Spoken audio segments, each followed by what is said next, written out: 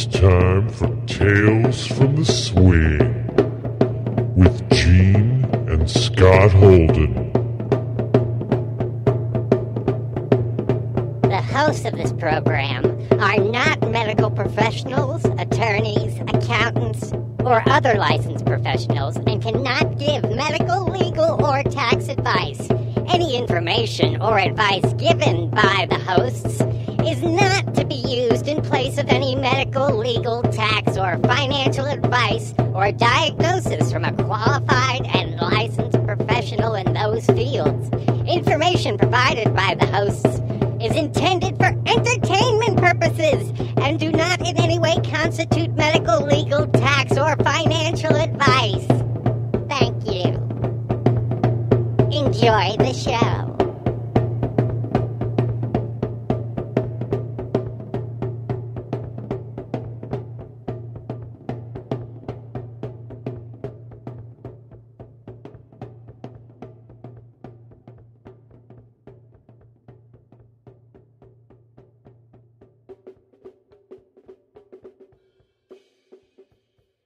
Hi, welcome to Tales from the Swing. My name is Gene Holden. And I'm Scott Holden. And welcome to our first show. Yay! Our first guest is Myq Kaplan, and we're very excited to have gotten to know him or, learn more about him. And he's a great guy, and... Gene, really, why are you thinking this much? No, I'm just I'm overthinking. Usually you're fine. I know, but starting I'm not used to being the main person. There's not much difference. I know. You're just the only thing you would be doing. You're leading the show more than you're just like hanging back. I know. I'm used to being the sidekick. Yeah, I'm used to being the sidekick. So see there is a little bit of a pressure. Well, welcome to our first show, folks. Yes. This is the first official episode. We put up a 0 episode to kind of give everybody a thumbnail sketch of, what they would be in for. So, what's ironic about this is as a podcaster, I know in 6 months, I will never want to listen to this episode ever again because it's the first episode. But I know that we've set up a certain format for the way the show is going to work. And generally what we're going to do, we're going to open with a news segment. Then we're going to have a guest. See, look, I'm driving the show again. I'll do it until you can do it for yourself. Yes. And please. Then there will be a time, I promise. Yeah. And then after, we're going to answer a few questions. Right. And then get out of here. And during the interview, there's a couple segments. There's we talk about personal ads. And then and we answer some questions with them, and that'll be a show. And we find a story. Yes, a current. Yeah, we open with a little sexual news story. Sexual news story. Some sort of story of either sex in the news or actual science sex in the news, or something that's interesting or eye catching or in some way. Or funny. Yeah, intriguing. Yeah. So, why don't we? And now it's time for the sexy news with Gene and Scott Holden.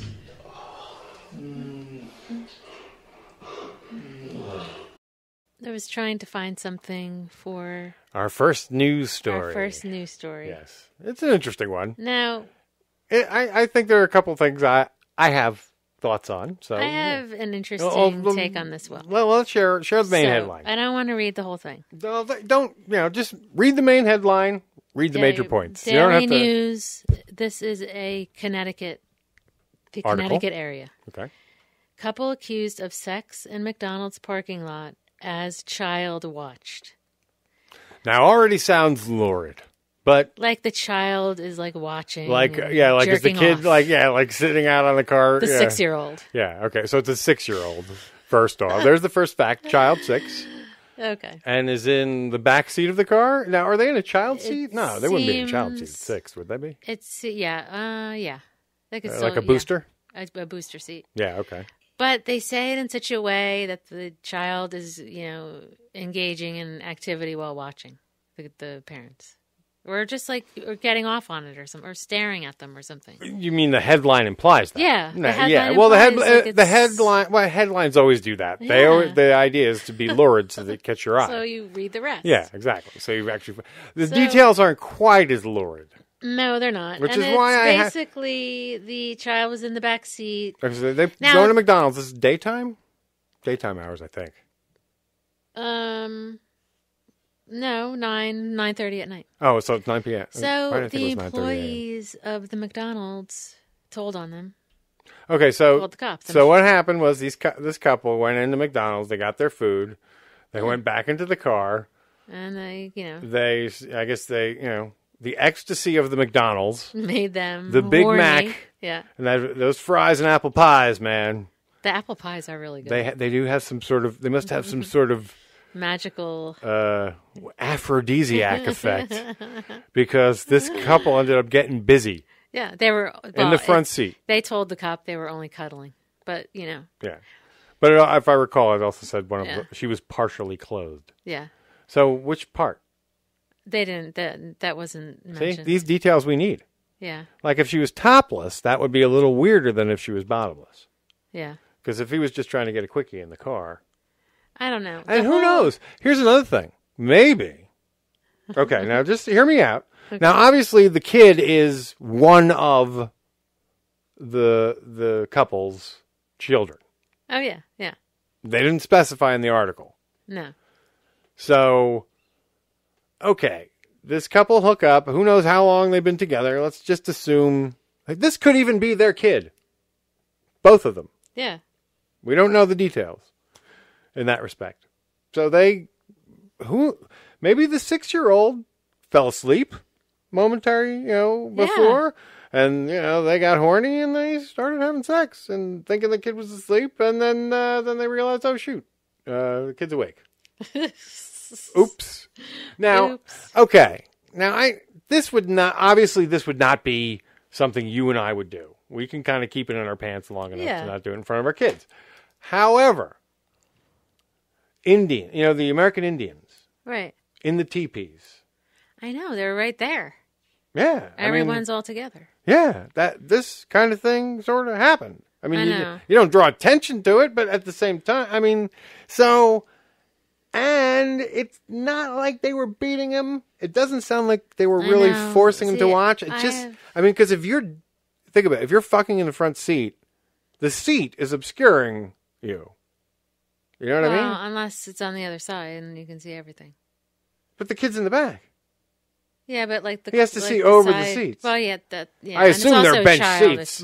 I can't see them doing it in buckets. The legs akimbo, and then maybe it would be weird. Yeah, I just find this ridiculous that it's even a thing. Yeah. The employee should have let them go. Why? The cop should have just said, whatever, the kid's in the back seat. I bet you if they'd been beating the kid, they wouldn't have done shit. But that's what I mean. I just don't. Now, I don't know. If something aggressive was going on, I don't know. And if the kid did get hurt, that wasn't mentioned in here, but it didn't sound like anything that. If they could claim they were just cuddling, it doesn't sound like they were what? Maybe they were. I don't know. And maybe they were. The child was placed in child care custody of a relative. You know what I mean? Give me a break. Now, okay. Had this happened before? Now we're being very permissive. Okay, yeah, you just hit on the button I was about to go for. Don't people get warnings anymore? Is this a serial thing? Is this like a serial thing? Is this like, did they do this regularly? I mean, it's like, talk to them. Say, maybe. Having a 6-year-old watch them their thing, in which case they need fucking help. Yeah, sometimes maybe it's better. Sometimes. So we don't know. Yeah, sometimes talking to somebody makes all the difference in the world. Saying, hey, not the best idea. Think about it next time. Have a good night. You know what I mean? That might... Or whenever it's all I don't know. I think once police are engaged, they're almost on autopilot to a certain. I mean, I'm sure there's certain things they just have to do. Yeah, you're right. But the employee should if they believe that it falls under child endangerment, there's just things they have to do. Yeah, that's true. So it sucks that they got but who knows? Maybe this was not a good thing. I mean, we're trying to give folks the benefit of the doubt. Oh yeah, and people have weird moments. You and I would never do this. Yeah, I. But weirder things have happened. Right. It doesn't seem like they really hurt this kid. No. But and we don't know them. We don't know their. But however, if they're doing this all the time, right? And like it's like so. Right. I this guess is only our opinion. More investigation will have to be. Yes. If there's a follow-up article, I will let everyone know. Yeah, I'm sure. Notice how there's never follow-up articles about. I'm surprised it didn't take place in Florida either. I was thinking that Connecticut, and that's kind of That's right around here. You think Connecticut? Like wow, they look like they're from Florida, the two. They could easily be. Ooh, I hope she was wearing clothes. A Florida man and woman. No, don't say she was naked. No. I'm only teasing. Wow. Hey, it's Thanksgiving weekend. I know. So, wow, we're giving these folks a little something extra to listen to on their first, our first show drops on the Thanksgiving weekend. It does. It's kind of cool. What a guest. A great guy. Yes, he has a very distinctive speech pattern and rhythm. He's fun. Yeah, he's a good guy. And yes, he is also he identifies as poly. Yeah. But I don't want to, I don't want to tell tales out of school. I don't want to. Let him say it. Yes, I would like for the folks out there to hear it from his own lips. Very, I feel very lucky that he said yes. Yes. Because it's nice to have such a cool guest the first episode. And what's funny is what we found out is we were supposed to have another comedian on first and just scheduling got weird. Yeah. But it turns out he knows her and he's had her on her show to talk about, this kind of stuff. Yeah. So, and you'll find out more about that in this interview that's coming up. And we've been invited on his show. Yes. So we look forward to that. It's very exciting. Yes. Thank you, sir. God, we sound like a couple of dorks, like we've never podcasted before. For those who don't know, I mean, I can't see you would find this show not knowing our other show, but we do host a fanboy podcast about Kevin Smith called Batman on Fat Man. Yes. And we love it. We've been doing it for, we're in our third season. We're approaching our fourth, the beginning of our fourth in February. And this sort of grew out of that. You can hear the history, and like at a certain point we come out and on that show, and then we start talking about this with Hemda on this show. So it just seemed like a natural progression. We want it to be helpful to people out there who have questions about this stuff, or we hope that it does show, as Hemda said, a more normal side. Right. That there are normal, loving couples out there who engage in an alternate lifestyle. But it's not as alternate as you think. Right. And it's okay to have all the feelings and talk about it. Yeah. The more open you are about it, the better. Yeah, in some ways. The more communication. I swear, it's so liberating. I really do believe that a lot of what people go to therapy for can be covered in this. So, that's why I say try this before couples therapy. Right. Well, because conversations we've had turn into really cool conversations. Yeah, it's kind of like watching Westworld. Yeah, so I still haven't got it. Jamie Walton has gotten into that. Oh, how can you not? It's the best show on TV. And you know what? The best show on TV. I really need to watch, because I think I watched 2 episodes, and there's 7 or something, or 10 or something. Crazy. There's 7. There will be 10. Yes. And it's already got renewed for season 2. Right, and tonight is Kevin's Flash episode. Yes, tonight. Well, that's a whole other show. I know. Sorry. We love Kevin, and you can go hear all about that on the other show, which is actually a great. On the other feed, our guest was Trevor Furman. Yes. From Clerks 2. Right. And it's a great interview. I've actually listened to it a few times. Yeah, he's really sweet. Yeah, and I listened to it partially with our son because all the video game talk. Oh, cool. Yeah. So. How did he like it? Oh, he liked it. Yeah. He's like, oh, that guy. Right.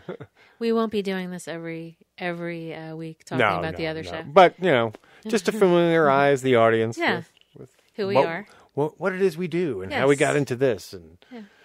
And so we want audience participation to be a big part of the show. Right. So we would very much appreciate your questions, comments, letters, whatever. You can send them over to tales@talesfromtheswing.com, where we will sort through them and cull and find the best stuff to bring here on the air. We even have a few things because people sent us some stuff after our little 0 episode, which I'm very happy about. But before we get to that, why don't we talk about, why don't we play the interview we prepared with Mr. Myq Kaplan. All right. God, you know what? I'm realizing this format is not a far cry from our other show, because we do start with Smedlines. Yeah. Now, it used to be Spedlines were someone else, but now we're doing the Spedlines too, so it's like, wait a minute, this is the same fucking show, kind of. Hey, you know what? If a format works, you stick with it. Yes. There you go. So here's our guest. Welcome to the show, Mr. Myq Kaplan. Here we go. All right, and our first guest on Tales from the Swing, we are joined by comedian Myq Kaplan. That's Myq Kaplan, Kaplan. Yes. You can find him at Myq Kaplan out on the Twitters. Mm-hmm. And we're so honored to have you here, sir. Welcome to the show. Thank you. Thank you. Thank you so much for having me, for spelling my name, for knowing things. Oh, my God. I love how you spell your name. That's very nice of you to say. I can never forget it. In a world of the internet, that was a smart way to go. I love it.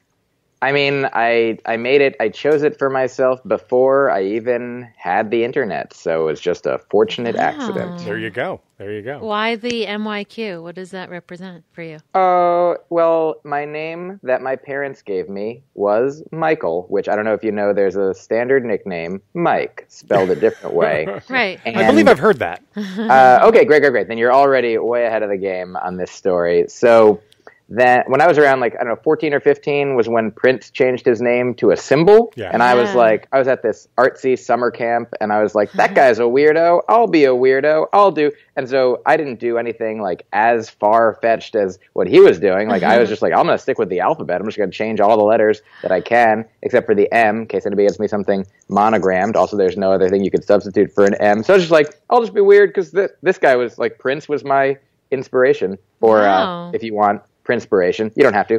But then it turned out his was for legal copyright reasons that he couldn't get into till the time was up, and then he changed back, and I'm well, I guess I'm alone now, but now it does help for search engine. Yeah, exactly. Yeah. He was just kidding. I've actually I've been debating lately. My first name is Scott, and frequently I'll miskey, and instead of hitting the C, I'll hit an X. So I've been thinking about changing my name to SXOTT.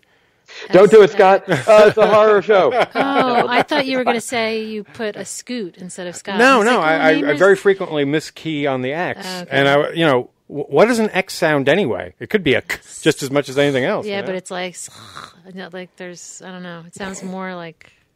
I don't know. It's different. X is a weird letter. Yeah. I was hoping you said Scoot, because I wanted you to change your name to Scoot. But then again, so then on IMDb and all these places, how many other SXOTTs will there be?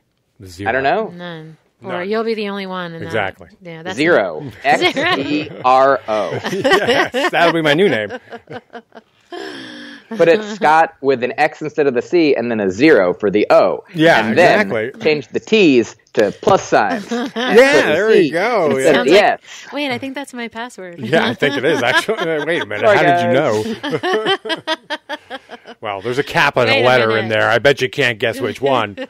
Oh, I bet it's the 0. Right. How'd you guess? You're foiled again.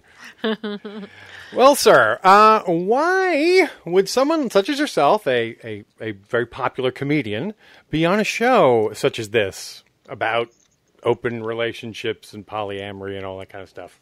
Objection, leading the witness. Now, I feel like the reason that I'm on this show is because you invited me, but also because I have been for several years at least talking about on stage and in podcasts and in my life, because it all connects, about being in open relationships. Recently, I wasn't identifying as poly specifically until pretty recently, but I am, and so that is why. That is the simple answer to your question that you did already know the answer to, but now so does everybody listening. Yeah. Yes. Well, that's a loaded question, as they say. Yep. Yeah. Well, we welcome you on the show, and we're so glad that you're a person who's open about it and talks about it. We've only recently started talking about it. We were on... Well, actually, no. I keep saying we were on Keith and the Girl. Keith and the Girl were on our show. But Keith and the Girl were on our show. But we were in their studio. So it really felt like we were on their show. It was very It was very awkward because we were there, but they were on our show, and it felt like we were on their show. It just didn't make sense. And they that's okay, guys. They were able to. I understand and accept all kinds of. Look, it's your poly podcast. Poly podcasters. Exactly. Poly podcasters. We were very much out of our element, and they were able to. They were very, as they can do. They turned the interview on us. Yeah. And before we know it, we were admitting to the fact that we were. In an open relationship. More like admitting more like in the conversation, though. Yeah. We're having a conversation about something. We had never talked about. And it kind of flowed into it. Our relationship status. Yeah. Let me ask you guys, how did it feel to have the interview turned on yourselves? Go into it as deeply as you'd like. That's pretty funny. It felt very wonderful. No. You know what I felt like just in that moment? I felt like you were Colbert. Oh, yeah. Oh, yeah? You had a very Colbert feel. I was like, oh my God, I'm on Colbert. Well, that's very nice. He's a guy who I like a lot. Oh, very, cool. Very big fan. That kind of felt like a Colbert moment. So now you're identifying as poly. Yes. Do you now we kind of have, I guess we say a rose by any other name. So there's poly. Some people say open relationships. Some people are swingers. Sure. Why have you chosen poly as your particular identification? Well, I guess the reason I'll start by why I didn't before, which is I thought that, I sort of had a journey that I'm sure was like many others who have ended up here, unless, very few people I feel like are born into our society and then are like, you're told, you're like, well, you're going to grow up and marry somebody of a gender that isn't yours, and then it'll be just that one person, and you're like, perfect. Yeah.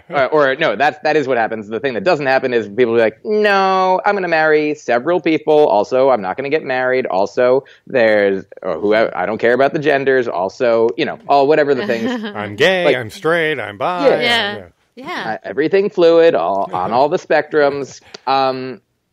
I remember, I was married monogamously for the most part in my 20s. And because I thought that was the thing that I wanted to do. My wife was actually the first person to introduce the concept of polyamory to me. She was bisexual. She had always been in relationships that had been mainly she would be in a long-term thing with a man, but then would at some point want to be dating women. And she was like, can we do that? And in the beginning, I was like, no, I want the thing that society says that I thought was the thing that I think I want myself.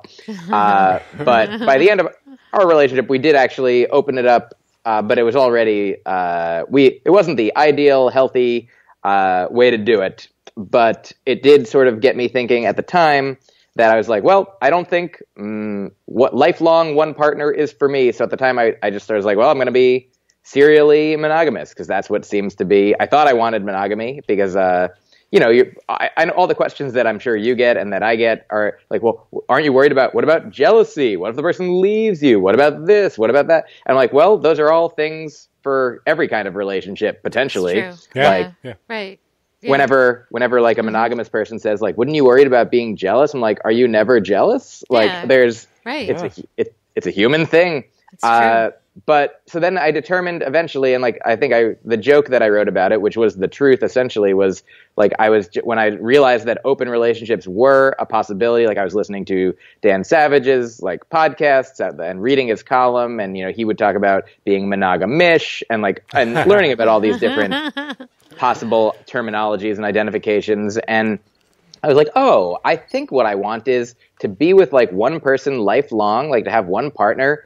And then also, the joke was, I was like, I want to just find the one. I just want to find the one who will let me be with others. Find your cake and eat it too. See, that's the criticism I hear, you hear a lot, especially from men who are moving towards polyamory or are curious about polyamory. It's the accusation that you just want to get laid.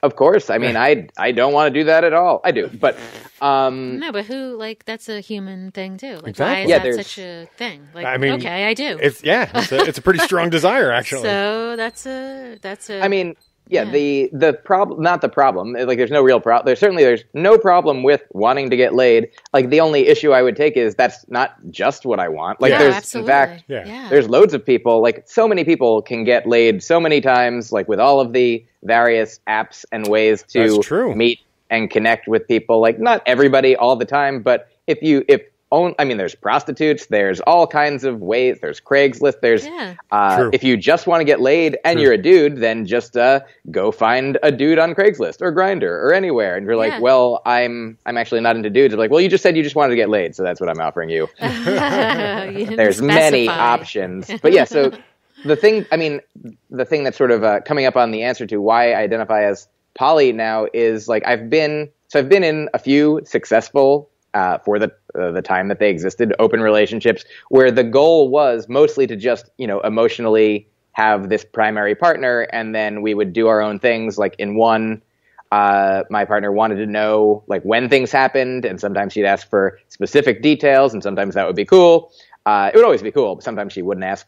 But then I had my most recent girlfriend who I split from a few months ago. Oh, she wanted everything's fine. Everything we like each other. We're nice. We're amicable. Everything's cool. I'm purposefully single. Everything's going fine. This is kind of interesting too because we've never. Well, I mean, Gene and I have been married when we came out poly or opened up our relationship. I mean, we were always freaky kids when we were dating. Like we kind of slept with friends and other people, and we were curious, and it just kind of. We actually sort of. I think when we got married, we felt like we had to impose a certain. Now we have to be this way. Exactly what Myq said. Yeah, monogamous. Exactly. We have to be. And we have to do all the stuff that we're told we have to do, like be a mom. And after a while, that really sucked. Yeah. Well, it's not like it sucked, but it just became the thing. Like you can also be this and be this. You don't have to be that thing only. Plus, you had the added pressure of both of us were bisexual and we're not really acting out on that or exploring that, and then it gets like arguments begin. Yeah, exactly. And the real reason is not really what we're fighting about. There's a lot of underlying causality. And when that came out and we were able to talk about it, everything just opened up for us, and it's been great. It's just been awesome. That sounds great for me. Like the relationship that I was in at the beginning of it, the most recent one. Yeah. Like we wanted the exact same thing, which was an open relationship where we had each other, and then we had our own sort of discreet, don't ask, don't tell, compartmentalized. Like whatever else happens is cool. Just you have your life, I have my life, and then we have our joint relationship. And in the beginning, it was long distance. She lived in LA and I lived in New York. And then that was the first year, and it worked really well then. And then the second year, we were living in New York together. And I would travel a lot. So for the most part, when I would travel, like is when, she would be on her own here and then I would be on my own there, and it would still be great. But the thing that changed for me was I would still like the thing that I thought, I'm like, oh, one partner, great. And then other things that were not necessarily like emotionally like relevant or powerful or resonant, but those things did happen. Like I met people that would still keep meeting people who were like great, and I would want to get to know them in ways that were, less hookup like and more relationship like, more like crushes and intellectually connecting with people. Yeah, and, you want to explore where it could go. Yeah.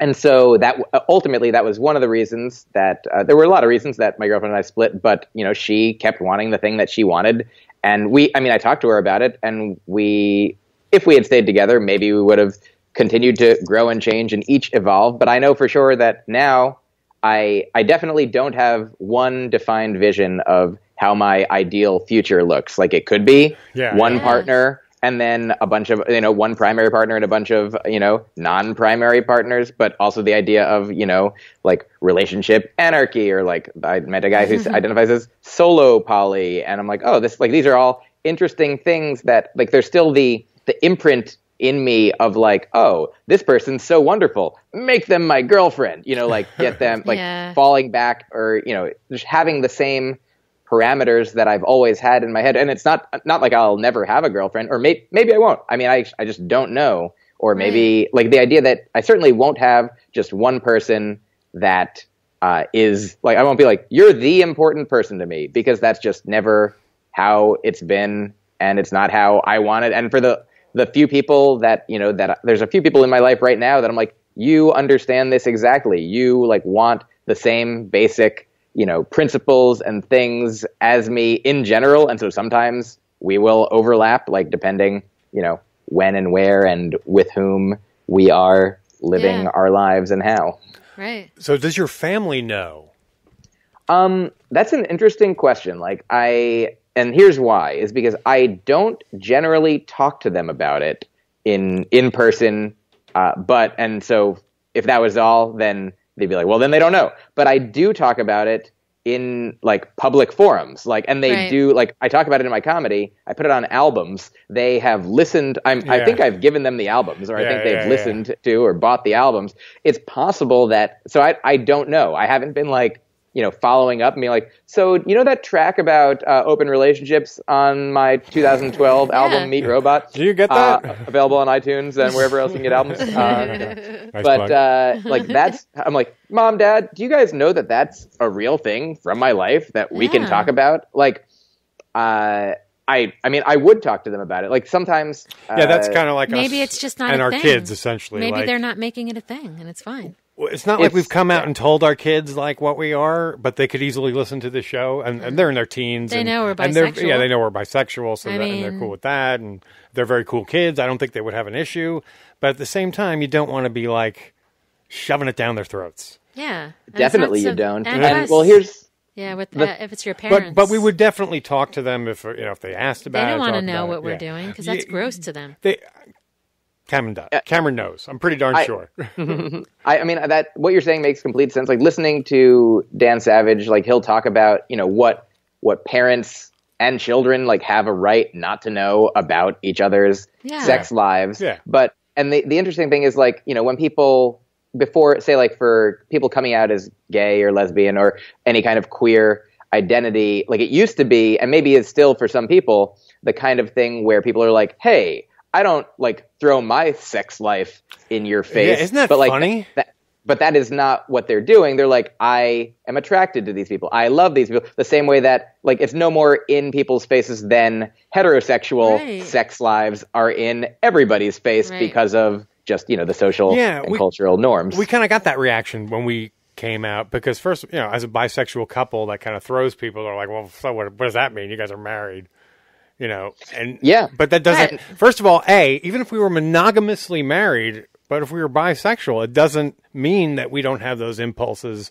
I could have just been married she could have been married to a girl and I could have been married to a guy in another parallel universe. Right. Yeah. And I think it's important for like kids who are, growing up now, being able to look up to, especially bisexual identity is especially a complicated one because most bisexual people are in non-same-sex relationships, I would say. I would think that's probably correct. Numbers-wise, just because there are so few...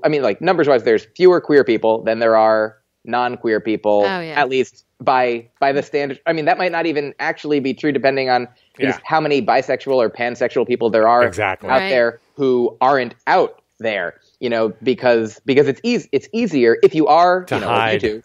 You could very easily pass as heterosexual if you didn't tell people that you weren't heterosexual. Right. And so it's valuable just for everybody to know, for young potential queer people to know, for, just solidarity's sake, for people. Like it's it's an important thing. And just it's not about. Agreed. Wholehearted. It's the Harvey Milk, thing. If we don't come out, no one's ever going to know. I have a real issue with the bisexual female dichotomy, particularly in the swinger community, where essentially every woman is expected to be bisexual and every guy is expected to be non-existent. That's fun. I know.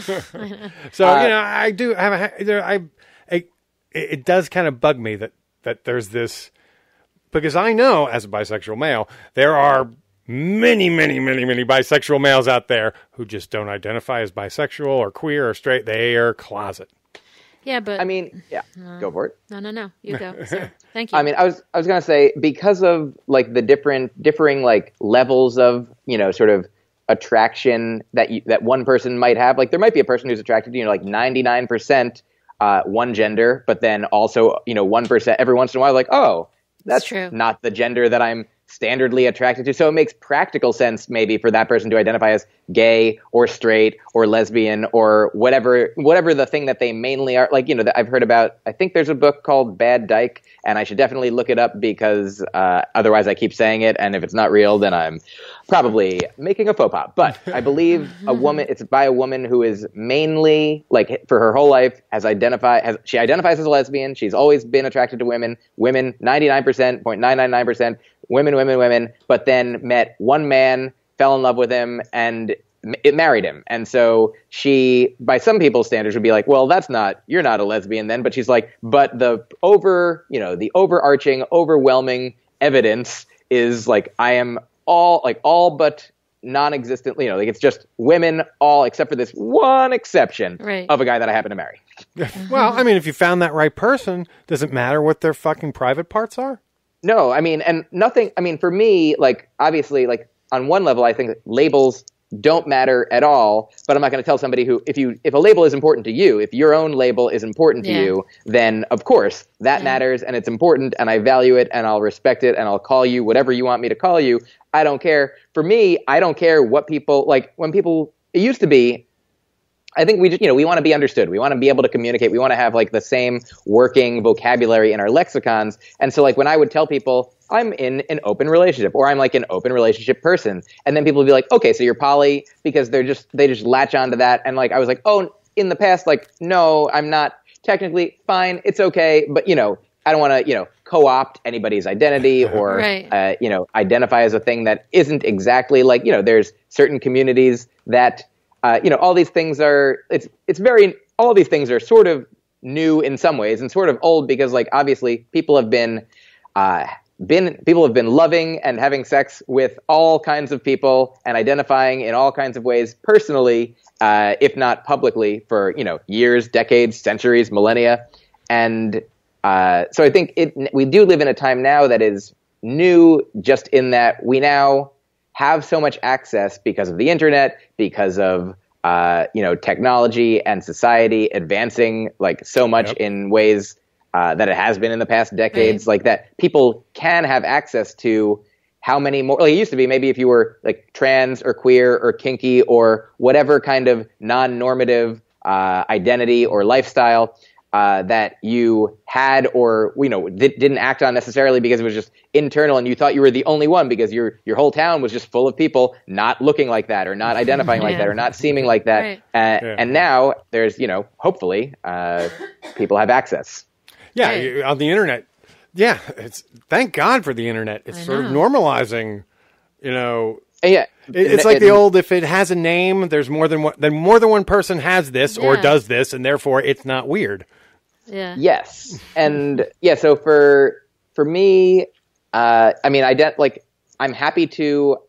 I'm very, I'm in a lot of privileged classes of people. Like I certainly understand that, acknowledge that, and so for me, I'm like, whatever I can do to help, I will do. Like if it'll help to identify in a certain way or not, or like I'm not specifically like I haven't been with men. I'd be happy to if it was the thing that came up in my attraction zone if you're up for at it. any point. Like, but you're open-minded. It just hasn't happened. You haven't had the opportunity. You weren't attracted to somebody. Right. Yeah, and so, but I do love, I've been with a lot of bisexual women. I love the queer community. Like, I feel like I like the idea of identifying as like culturally queer, if that's not a thing that would be sort of like off-putting to members of the fully queer community. So I always just say that I would like to say it. And if somebody's like, don't say it, I'll be like, well, then I'm not saying it. Don't worry about it. Because I don't want to, appropriate, like I haven't had the struggles that so many people in so many different communities have. And I just want to, do what I can to help. And so I guess for the marginalized, I don't know getting back to why I brought up some of this stuff, poly, being poly or being in any kind of open relationship, like when people are like, it's just about sex, like even if it were about sex, it would be fine. But the part of it that isn't about sex, I think, is even more relevant. That when people are like, well, what about jealousy? What about like, how do you have these, like, how do you have the time? How do you have the energy? Like, what if this person loves this person and runs off? And I'm like, well, it's just like, friendships are shit happens, you know?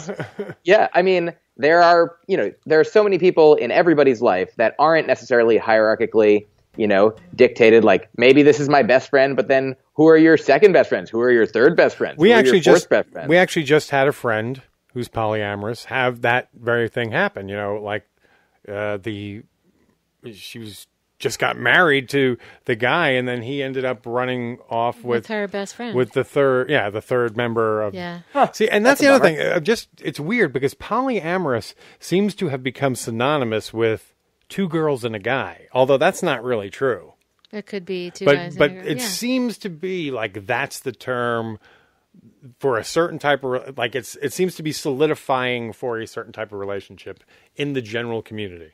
Really? Have you noticed that?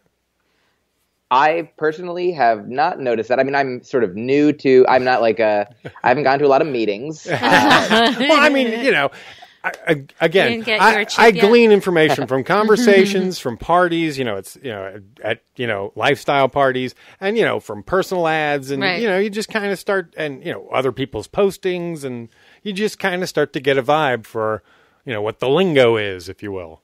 Oh, yeah. There is a whole lingo to this stuff. If I were to, like I said, I don't know the exact nature of what my future relationship status or statuses or stati will look like. I'm polylinguistic, polyterminological, but all I know is I hate homophones, so I am homophone phobic. So yeah, homophobic. Homophobic. Yeah, there you go. This guy could be funny reading the homophone book. So the idea of being with one person who, understands me and I understand them and we want the same things and we want to grow and learn, be in our relationship and have, other whatevers on the side, other relationships, or maybe participate in we dating other people together, or that. I definitely am fine. I've never actually specifically had a threesome, but the ones that appeal the most to me are ones with more women than men. You do not know what you're missing, sir. I understand. I mean, and I'm entirely open to being in, whatever sexual situations come up with people that I'm attracted to, with people that I care about, and other people that they're attracted to or care about, whatever the genders, man, woman, or non-man, non-woman.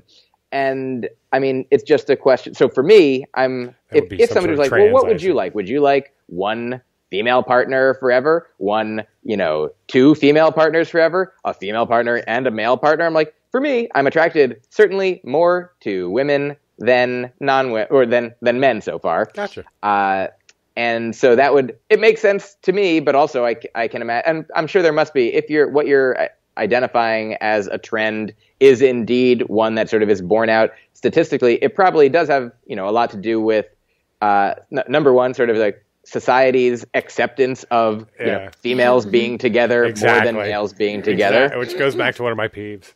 Right. Oh, yeah. The peeve of the patriarchy. Yeah. See, but when you see an ad like that, the way I look at it, I don't know, it's just because I look at it because I'm a female. I just see someone that's just not ready to label themselves a bisexual man. It doesn't. Or they're not ready, or they don't know, or they're not. They meet or that person. It doesn't matter. My point being is that there is this idea, there is this concept, this stereotype that I find crazy, because if you're a straight male, it's like, I don't want no bi guys in my mix. Yeah, but you women, you can all be bi. I get more mad at the stereotype than the person, because I think the person. I think that bisexual women should take a stand, and they should not do the three-way with guys unless they fuck a dude first. Oh. Now, see... I don't think that's... I think, no. Take a stand, bisexual women! No. Number one, I don't think you should be in charge of what bisexual women choose to do. But yes. I'm just floating it out there. I mean, I think that if a woman is asked to do a threesome with another woman and a guy, and she wants to also be like, well, I would also like to do one where it's two guys and me. I think that is a entirely reasonable request to make. Exactly, and if she doesn't want to have the threesome without being able to have the other one, then great. Absolutely. But if a woman is comfortable having whatever sex she wants to have or be in whatever relationship she wants to have, then I would say, I think people should do what they want to do. I'm going to go out on a limb. But Absolutely. You're such an amazing guy. There's an old, sometimes I'll say things like that in like the setups of jokes on stage. I'll be like, I'm for not killing anyone. People are like, clap, clap, clap, clap, clap. I'm like, well, that's a brave stand to take. But, I mean, not everybody does feel that way, but, there's an old Paul Reiser joke. Paul Reiser is one of the first comedians I ever saw, do like a stand-up special when I was a kid. And I loved it. And I think I'm going to try to paraphrase one of his jokes. He's like talking about how some porn, like some straight men enjoy watching lesbian porn. Yes. And he's like, and why do people want that? Like, he's like, my wife asked me, like, why do men like that? And he says, it's because it's naked and fun, and I agree with both of them. And so I think it makes complete sense for me as a person who essentially I've identified as a man for most of my life. And I accept that label, and it's not something that I particularly care very strongly about. But for all intents and purposes, disclaimer over. Let's say I'm a man, and I'm attracted to women more than I've been attracted to women thus far. For the most part, I've been with women. That's my experiences. Like the idea of like when I've watched porn with two women in it, I like looking at that person. I like looking at that person. As opposed to even just heterosexual porn. I'm like, I will happily watch heterosexual porn as well, or like if it is a man and a woman. But I'm definitely going to look more at the woman because that is who interests me more. So the more women there are, for me, at a certain point, there's probably some oversaturation point. But at the beginning, probably the more the better. Yeah. I have no problem with that either. Yeah. I appreciate it. I agree. I can get with that too. I agree entirely, yes. I'm really just for, sexy people getting together. It's all good. I think everyone is... Certainly, but it's not all about sex. I'm all for lovey people getting... Anyway, lovey people loving together. That's why it's nice to like get to know the person first. Yeah. I totally love that. Yes. So, yeah. Or after. Afterwards we're big too. daters, if you will. Or during. Yeah, we like to date. Or during, yeah. Dating's fun. Yeah, we prefer the dating thing more than, say, the... Let's just jump into the party orgy thing. Yeah. Oh, yeah. I mean, the thing that's valuable to me now, like that I've been, single identified since the end of August, and it is currently November. And like I've gone on dates, I've hooked up with people, I've like seen some people regularly and some people irregularly. And like whenever I like hook up with a new person, it's always number one, just sort of fun and exciting to hook up with a new person because it's like, oh, I'm attracted to you, you're attracted to me. Like that's fun. And a new person is like, if you're with a person a few times, it sort of becomes a dance. It's sure you kind of get to, and that's not a bad. Sometimes that's a good thing, but sometimes it's like to interrupt that pattern with someone new is an amazing experience. Oh, yeah. Like when I was before I became vegetarian in college, for my freshman year is the first time that I ever had chicken salad, and I loved it. I had it almost every day for lunch. I would have it like week after week, just chicken salad sandwiches. Loved it. Every once in a while, like every month, every 2 months, I would order something different and it would be, ooh, this is exciting. And then the next day I'd be like super excited to get back to chicken salad. And so I don't know if there's a metaphor to be gleaned here, but the point is, the thing I was going to say is that I don't like every new person that I am attracted to and hook up with. Like I'm not then moved to, let's say, want to continue to get to know as much after in every situation. Like sometimes you get to know a person and you're like, this is cool. And then you're with them.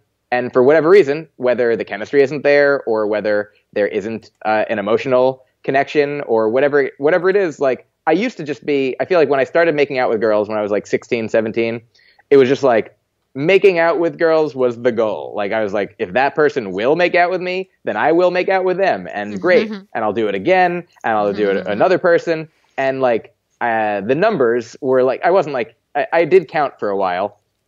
But now it's like the numbers aren't important. Like even just like physically enjoying being with a person isn't the be all end all. Like there's people that, on any given night, if I don't have plans, maybe I could call a person and be like, do you want to get together and, have sex, hook up, do something, spend the night? But there's now like times when I'm like, I would rather not do that with a given person. I'm not going to just do it to do it. Like, I want to value my time and be mindful and do things on my own, spend some nights alone, but also focus on spending time with the people who I feel like I get the most rewarding, enjoyable, not just sexual time from. Right. Yeah. I agree. Yeah. Yeah. I mean, wow, this is we finally agree. Yeah. What's funny to me though is, as you explain, the way you sort of do it, I think there was a time when that was just called dating. You know what I mean? That is the girl that I most recently hooked up with. I think literally just said the exact same thing. So it's not like you're not doing multiple partners, so which is a little harder to finagle, I guess. And since you're just dating multiple people at the same time, but everybody knows, so it's like old-fashioned dating.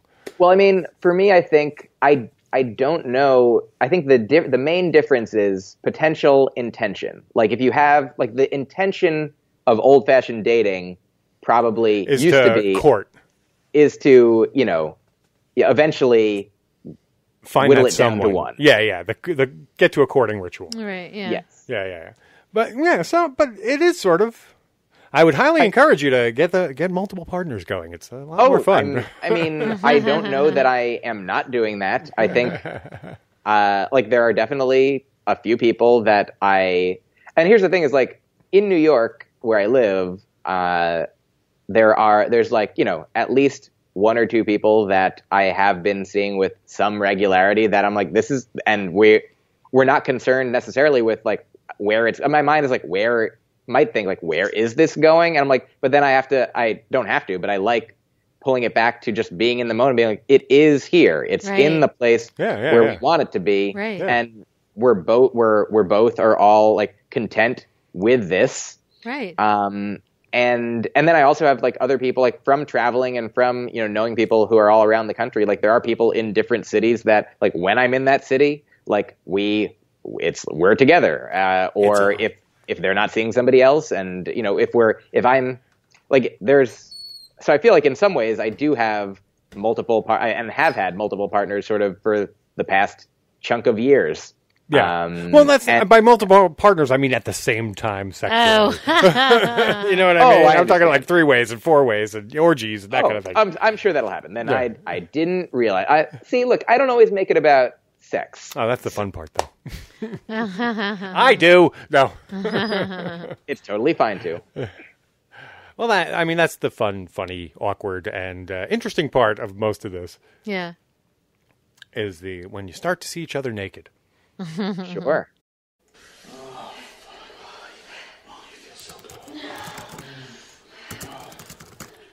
It's time for Getting Personal on Tales from the Swing.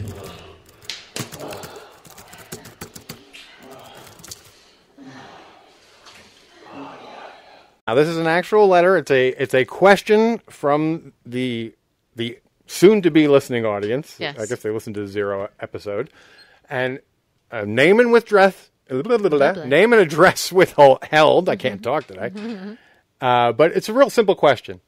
How does one approach their wife about wanting to be polyamorous? Is the question. Well, I guess I would say be aware that you might not get what you want. That's always the case. I would say the time to bring it up to your wife is before she's your wife, if you knew it then.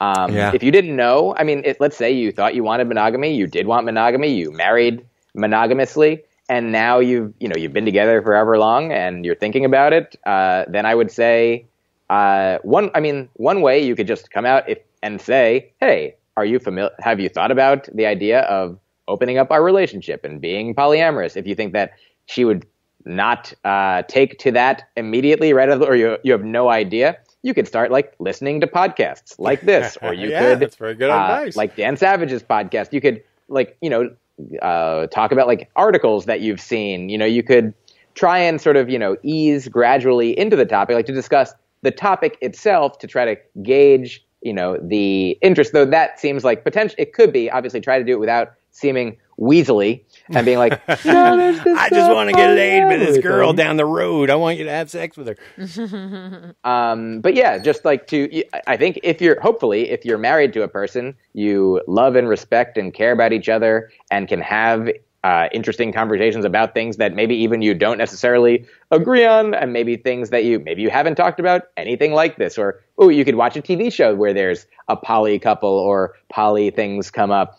But anything just to, like, you just have to, if you want to talk about it, you have to just talk about it. I'm a really big fan of using this podcast. Yeah. I like that idea a lot. Yeah. Ooh, my podcast too. There's we have an episode. There you go. Yes. I did one episode of my podcast, Hang Out With Me, where I had a few different poly friends on. My friend Aaron Judge, Baron Vaughn, and Emery, all comedians who are have been living poly lives for the past. Aaron was actually supposed to be our first guest. Yeah. We just had some scheduling conflicts. Yeah. I got it. Well, I'm happy to. Look, I'm glad you have many options. Yeah. In the poly comic community. But so yeah, we answered questions about it for like 2.5 hours. And I forget if one of them was, how do you talk to the person about it? But I guess I would just say the same way, like, how do I ask that person out? Like, well, you just ask them, like, is there a right way to do it? Is there a wrong way? There's definitely wrong ways to do it, but either they like you or they don't, or they'd be open to it or they wouldn't. And it's very rare for, if you like, but what if I ask an exact, and I remember being like this when I was like 15, 16, I'm like, what if I tell a girl I like her in the wrong way and she doesn't like me? I'm like, there's probably either she does or she doesn't, and there's no way to push it over into the perfect way. So just say it, just, be honest and kind and open and caring and confident and share what you want. And then, I mean, in this particular situation, like saying like, if it's a deal breaker for you, that you're like, I need to be poly, I've learned that I am a poly person and I've been living a lie. I mean, hopefully, like, you can present your truth caringly and hope that you end up in the situation that you want to be in, but know that you might not be. You might end up having to choose between being poly and being with the monogamous person that you love. And you would either have to sacrifice a part of yourself if you think it is a part of yourself, or sacrifice the relationship, which, both of those things are not things to be taken lightly necessarily, but sometimes it is what has to happen. Like, there's people who I've been in love with people who wanted kids when I didn't, and we've broken up because of it. I've been with people who wanted monogamy, and I ultimately didn't, and we've broken up because of it. Like, there are some things that are, like, you need to be on the same page with the person as, but if you're like, I definitely want to be with my wife, and I would love for us to be poly, but if not, then that's okay too, then great, then present it as such. Right. Yeah.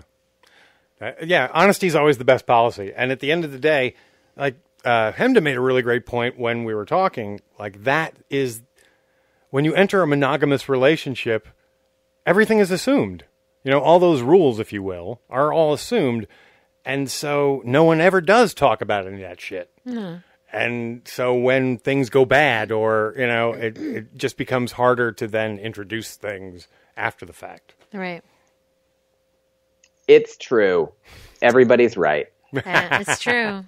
And everybody's somebody. Well, we appreciate that you came on for this first show for us and opened up so much. Thanks, Myq. It was a pleasure. Thank you so much for having me. I really appreciate it. Why don't you tell everybody where they can find you out on the interwebs, and anything you're promoting and what you got going on out there in the world? I appreciate it. You did mention my website is myqkaplan.com, MyQKaplan. If you put Myq Kaplan with that spelling into anywhere, like, Twitter or Facebook or Instagram or YouTube, or I've got albums on iTunes. My Netflix special, Small, Dork, and Handsome, is on Netflix. My podcast, Hang Out With Me, which I'll have you guys on sometime, is at keithandthegirl.com/hang. It's on the Keith and the Girl Network, but it's also available through my website. My live dates are on my website. Coming up in December, I'll be in Connecticut, I'll be in Denver, and I'll be in Austin for New Year's Eve weekend, Nice. and then I'll be in Boston in January and a bunch of other places. And hopefully wherever you are, I'll be there or near there soon. And I'll have a new album coming out all about, or mostly about, not wanting kids. And it's called No Kidding, and it'll be out in hopefully January or February. So keep an eye out for that as well. So you don't want kids? I mean, I didn't when I made the album. Oh, really? Have you changed since then? I mean, I definitely am not in a state where I am right now. If you said, do you want kids? I would say, it seems like I don't. Like, I definitely don't have in me right now the burning desire to have children. I've thought about adopting at some point, maybe, if my life was in a place where that seemed like, I was, as comfortable and safe and secure, which, given the recent political events, will be a little while. Yeah. But I don't know if you guys have been following that there was an election. But I know. Oh, was there? Yeah. Oh, good. Don't. If you've been saving it to DVR, wait 4 years. But we're well aware of what Darn happened. it. As active members of LGBTQ, we're well aware of what happened. Yeah. Oh, yeah. Scary. If there's anything I can do, please let me know. I legitimately am vicariously terrified on behalf of many people that I know and don't know. I know. And some for myself, but mostly. And that's what makes us different, because we care about the people we don't know. Yeah. That is a thing. It's such a huge thing. Like, you saying that hit me. Like, I get, like, I've gotten, like, such a physical reaction from this whole thing. And it hurts me inside that I'm, like, I care about people I don't know. And that's the fucking difference. It hurts so bad. Yeah. And I'm sorry I'm bringing it down, but I do. It hurts so bad. Again, you can't not talk about this. I don't. So and like I feel tears. I feel tears, because I just do. Yeah. And then, just like John Oliver said, I'm at work. I do my thing. And then you remember, oh, fuck, nice, he's going to be president and then in January. and then it gets quiet. I'm like, whoa. And then something like a wave comes over me. Like, ugh. That's like black cloud of scariness. And I find this sort of I'm kind of in a dilemma now, because, I mean, what's his name? John Oliver sort of summed it up at his last show. He's like, brilliant. Okay, either A, he's not going to do all those things he said he did. And so essentially he's going to renege on all those campaign promises he made, which is one problem. So basically, he said whatever he had to say to get elected. Which is good for us, because then he won't do all those horrible things. That'll be better. I guess. Or there's the other problem of he's going to do those things. Yeah. But it's looking like it's going to be a mixed bag. It looks like it, too. He's not going to do anything about it. He'll do some of this things and some of that things. Yeah, he's not going to do... Yeah. So... Definitely, I mean, it's good. It's good that we don't know the future. It's good that we're not there yet. And I mean, maybe it's not good that we don't know it, but we can't. So here's the only sort of other bright side, other than it hasn't happened yet. It isn't happening yet. Who knows what could happen? Everything could go a different way than our worst nightmares, which seem plausible. Yeah. But also, back to your point of, people not caring about people that they don't know. The way I just sort of conceive of people like that as like children. When a child, children are more in some ways selfish. They're literally like can't conceive of another person's mind for a certain point in childhood. They're like they don't understand justice, and they just, or they do, but only for them. They're like, well, that's so me. It's a need. They're a child. Yeah. And I think that's like ideal, and hopefully that children will grow to potentially be caring and empathetic and learn because they can. And I also know that like I'm different now than I was even earlier in adulthood. There are things that I do now that I didn't know I could, and I would say potentially should do. And as far as being aware of, like, I didn't know, it's only, I feel like for me in more recent years that the discussion of, sort of disenfranchised, marginalized communities, and the fact that they're living distinctively like different, like lives than I have. I mean, you at every point you're always learning. You're like, oh, this is the way my life is. Is this the way everyone's life is? Oh no, it's not. So you're unpacking that white privilege, are you? I have a little bit of it. Yeah, we all do. It's so funny. We don't even think about it. No. I mean, until it's pointed out to us. And what is even funnier to me is how, I mean, it's like it's like a fucking alcoholism issue. Because when you bring it up to white people, they're like, what do you fucking know? There's no white. But then there's people that. Then when you start to peel back the layers of the onion. Listen, in the last day, we saw people that wear it on they know exactly who they are. And this is who they are. Oh, yeah. White supremacists. Yes. That was a wonderful thing. Where did we get here? But those are the people that are scary. Yes. That they're white and they know they're white. And they're Trump supporters. I think Keith said it best, actually, from Keith and the Girl. He's like, not every Trump supporter is a Nazi, but it seems like every fucking Nazi is a Trump supporter. That's so true. Oh, yeah. And I saw a tweet by Hari Kondabolu that said something like, not every Trump voter is a racist, but they are all accomplices to racism. Mm-hmm. It's true. I mean, like, we have friends that we care about, but they voted for Trump.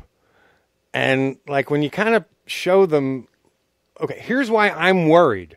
And then I go, here's the GOP platform. Here's their stance on gay marriage. Yeah. It's right here in print. Right. Why did you vote for this? If you support me, why did you support this? Right. It's more it's more about educating. If someone, believe me, I've blocked people on Twitter and Facebook, or unfollowed, whatever the hell you call it, because they're nasty. If you're open to dialogue, I can talk about it. Yeah. I have no problem with that. But if you get nasty, it's gone. Because I can't, that's no, there's no conversation then. It's like I said on the other show. Like, if right now I'm boycotting unfriending people. Because I think that right now is just a bad time to be doing that. People are just emotional. And your friends are saying stupid shit. Some of your friends are, shit's just going crazy. Right. So I'm not going to unfriend any of my friends right now, even if they say stupid shit. Right, I'm going to be tolerant. I'm going to let it pass. But if I don't know you and you sort of browbeat your way onto my feed, then I'm going to fucking block you. Yeah. That's it. Why do people do that? I don't know you. I'm blocking you. Yeah. See your way out. Yeah. You still there? Do we lose you? Oh, yeah. That all makes sense. I agree. I mean, I don't think I feel fortunate I feel both fortunate and obviously it's not surprising that I don't have a ton of friends who voted for Trump or are filling my feed with anything that I disagree with. Every once in a while I do get into somebody, a friend of a friend will rear their ugly head. Yeah. And then I'll engage briefly. And I'll be like, can we have a reasonable conversation where we try to learn from each other? And if the answer is yes, then I'll keep having it. And if the answer is no, then I'll stop having it. Yeah. Yep. Well, I mean, there's friends I've told that I'm not going to unfriend you, but I just can't talk to you right now. Yeah. So this is all to say, this is why I'm not having kids right now, because the future is uncertain. Yeah. And so anyway, check out my album. No kidding. That was all a promotional pitch. Thank you so much, sir. Thank you for having me. All right. Once again, thank you to Mr. Myq Kaplan for joining us. That was great. Yes, it was good. He has a very distinct. It's so much fun to talk about it with people. Yes, it is. Isn't it? And get a different perspective because I love it. When I interjected the idea of you're kind of dating. Yeah. Like the old school dating. Yeah. Except for you're honest that, hey, listen, I may not want to settle down with anybody. Right. I'm playing the field. Yeah. And I assume he's getting a little something from somebody. So, or many. So. Yeah. It's cool to talk about it. It's how people do their thing. Just relate and all that. It's fun. How do people do their thing? And also, it's fun getting emails from people. Yes. And we started diving into some emails with Mr. Kaplan. Now let's... I know you have a couple more questions that we want to... Like late bloomers. Okay, the first one is Craigslist a safe place to find dates? Wow. Well... We could do an hour on this we really could do an hour on this. We could do a show on this subject alone. Yes. Now, safe is the word. Okay. Yeah. Craigslist is Craigslist. Right. I mean, Craigslist, in many respects, I've had great luck with Craigslist in terms of finding bands to be in. I've had several successful bands that I enjoyed come out of that. Bad Cap Rockets is one. Spoonbender was another. Right. It's also a good place to sell equipment, although I hear it's getting trickier now. Like, if you're selling a high-ticket item, depending on where you live, you can stand a chance of getting robbed. So certain precautions you want to take. But as far as finding a date, be very careful with Craigslist is my advice, because it's open to anybody. And yes, usually what you'll find is there's like 50 or 60 people in the community who kind of stalk it and work it. And are kind of, the Craigslist creeps that you have to watch out for. I think what you're really looking for, I mean, it's hard because what you're looking for on Craigslist is the actual random innocent person who's looking for a date and doesn't realize that Craigslist is full of lechers who just want to hook up. Right. Unless you're just looking for lechers who just want to hook up, then Craigslist is the place for you. Which is good too. But I would still say be very, very careful. Yeah, be careful. Screen. We've had luck on Craigslist. We have. A couple times. Yeah. Yes, we have. Yes, we've met other couples and stuff. We have. But again, it's all about screening. It does not occur as frequently. Mm-hmm. Yeah, I mean, we have. We have. You just have to be careful. Yeah, Craigslist is, you have to be especially careful. Yeah, it's because it is open to everyone. So it can go any way, and there are a lot of people that just try to grab people's data, grab people's picture. Yeah. Grab people's pictures and all that kind of stuff. Yeah, just be careful. Yeah, it's like if anything you can, else. Maybe try like one of the other. I would advise you to go watch. What was it? I think it was in the first Dave Chappelle series. What if the internet was real? Remember that? Hey, you want to make your penis big? Watch that before you go out on Craigslist, just to remind you of what's going on out there. Maybe go to like Tinder or something like that before Craigslist. Yeah, I mean, this is all depends. What are you looking for? Are you looking for polyamory relationships? Or are you looking for,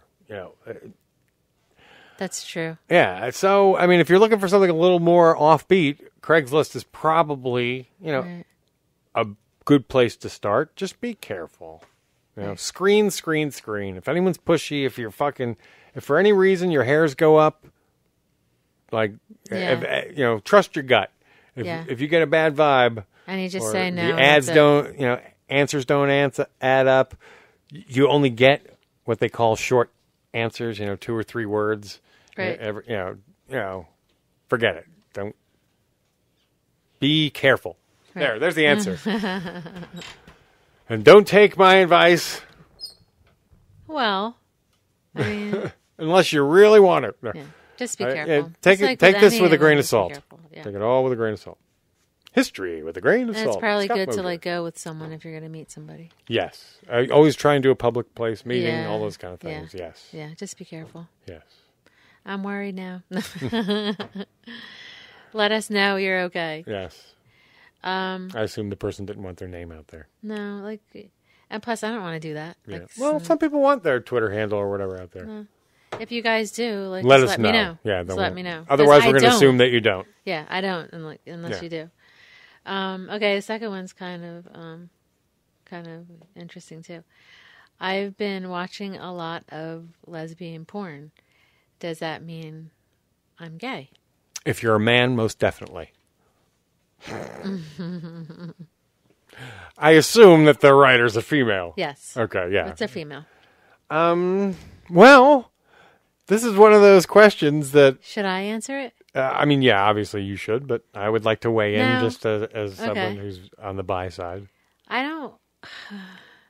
There are a lot of people. There are a lot of straight... I'm trying to, answer. Oh, sorry. I'm just thinking... Maybe you'll have to gag me like the gimp. It's so... Put a rubber ball in my mouth. Actually, we're not into BDSM, but... Like you could be bi. Like you may be bi. I'm thinking like if you're any. I mean, and that could be like if you like guys too. But I'm not done though yet. It's kind of like probably you're attracted to women if you like to look at it. I mean, it's just that's why you look at it. Why not? But why not? But then there are a lot of supposedly straight women. Yeah. Who prefer lesbian porn to straight porn. Wow. Yeah. That's cool. I've met some, Yeah. Because it's pretty. It really is. And then here springs like to look at springs the well of the dichotomy, the fucking double standard again. It pops its head up everywhere. They won't look at two men. No. That's not what I'm saying. I'm saying, okay, two girls. If a girl watches porn or lesbian porn, is she a lesbian and gets turned on? Is she a lesbian? I guess here's the real question: what's going on in her mind? Is she fantasizing about being with other women? Is that a turn on for her regularly? Is she turned on by other women in regular life while not watching porn? Okay. These would be the questions I would ask to find out if she might be bisexual. Let's flip this. If a man was looking at two guys fucking, does that mean he's gay? See how funny it is when you flip it that way? I would say he's bi. At least it's the same as the girl. I know, but but we have to soft sell everyone. If a guy is I agree. Listen, if a guy is jerking off to two guys fucking, yes, he's gay. And if a girl is rubbing herself to two girls going at it, is she gay? Absolutely. At least bi. Yes, she is. Certainly bi-curious. That's only my opinion. Who cares? Bi-curious is a soft word for people who cares what I think? Ease their way in. Yeah. I mean, and it's okay. I mean, I'm not That's here. That's what Myq Kaplan kept saying. It's okay to be that. Yes, it is okay. Because, and just because I said that you were, it's okay to be straight and watch and be turned on by, bisexual porn or whatever. Okay. It doesn't mean that people necessarily want to act on it. No. It just means it turns them on. That could be a thing too. Yeah, I totally respect that. It is a very much a turn on. And you and I both know that it's not easy to go from fantasy to reality. You know what I mean? Like that's something that everybody secretly design. You may secretly, you have this big fantasy, and then you build it up in your mind, and you try and execute it, and shit usually doesn't go quite the way you planned. Yeah. I don't want to rain on it. Maybe I'm sure people have had great times, but it's all about that expectation. Right. So the greater the expectation to meet a specific fantasy, so a lot of times that is what kind of kills the actual fantasy. That's true. But you ever had that happen? Expectations always seem to do that. Yes. No, I was thinking of an expectation that was but it was way beyond what I thought. Oh, so your expectations were exceeded. Yes, I know. You're very lucky that way. Your expectations not all the time, tend to get exceeded a lot. That's not true. When you're beautiful, you're the center of attention. Oh, you're sweet, but I seem to have fun. I enjoy myself with you. Yes, we have fun together. We do. I love our life. So, and it's not only about sex, but this is what we're talking about right now, and it's awesome. But that's the fun part. It really is. As I said before. Yeah. The fact that we can be honest and open, and Yeah. I'm not worried about you going anywhere. You're not worried about me going anywhere. Right. Because we are committed and we love each other. And so the answer to your second question is you're a fag. So get over it. Yeah. Accept it. You're a homo. No. You're probably bi. Yeah, you're probably bi. It's okay. Munch carpet. It's okay. We all like to. It's sexy. Women are sexy, man. And if you like it, go for it. Yeah. What's more fucking beautiful than a beautiful woman? It's not hurting anybody. Yummy. It's not hurting Except anybody. for maybe a really, really gorgeous guy. That's good, too. It's just, I mean, I prefer gorgeous people, but obviously I'm being snobby. I guess in my porn, if you will. Yeah. If we're going to watch porn, Yeah, but there's some I don't care what it is. Just as long as there's beautiful people fucking, I'm okay. Yeah. There's some people that aren't perfect in porn. No. They're not normal people that are fun to watch. Yeah, you know what I mean. Attractive people. Yeah. Is that better? Yeah, that's a better word. People I'm attracted to? Why am I thinking of Susie? Oh, Susie Q. Oh, she's adorable. She is. Total crush on her. And she'll be on the show at some point. Yes, after Thanksgiving. Yes. She was getting a little flirty with you in her emails, it looked like. No, she was just sending the or she pictures. was just promoting. She was promoting herself, marketing herself. Yes. Yeah, but as a friend. So she has the cover of some Adam and Eve strip game. Yeah, she's really sweet. Yeah. She's really cute. She has a very adorable way about her. It's hard. She's very smart, too. It makes her even more great. And that little wiggly walk, man. Oof. Woo. Out in California. Well, that's a friend of ours, Susie Q. Yep. She's been on all the podcasts I've ever had. Right. And we really like her. We dig her. She was a sex worker who's now a lobbyist, or works for a lobbyist, actually. She's working public relations for a lobbying firm for the porn industry, essentially. Yep, she's working for like what she's dreamed of. Yeah, she's one of those folks. She has making her dreams come true. Podcast called The Whorecast. You can check it out. Yes, we support sex workers, the rights of sex workers. We do. Yes, we do, and we supported rights. Prop 60. Yes, no on Prop 60, and that happened. Yes. Yay, California! Yay! Woo-hoo. No condoms in our porn. If we don't want to. If we don't want to. Right. Sounds like a fucking. Sounds like a B-52 song. No condoms in our porn unless we want to. Go! Prop 60!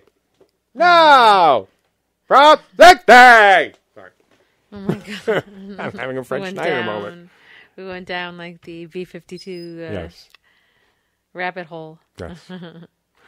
Anyway, hopefully we'll be more energized next time. I'm losing Jean tonight. No, I'm good. It's a crazy work week with the holiday coming and all that. Yeah.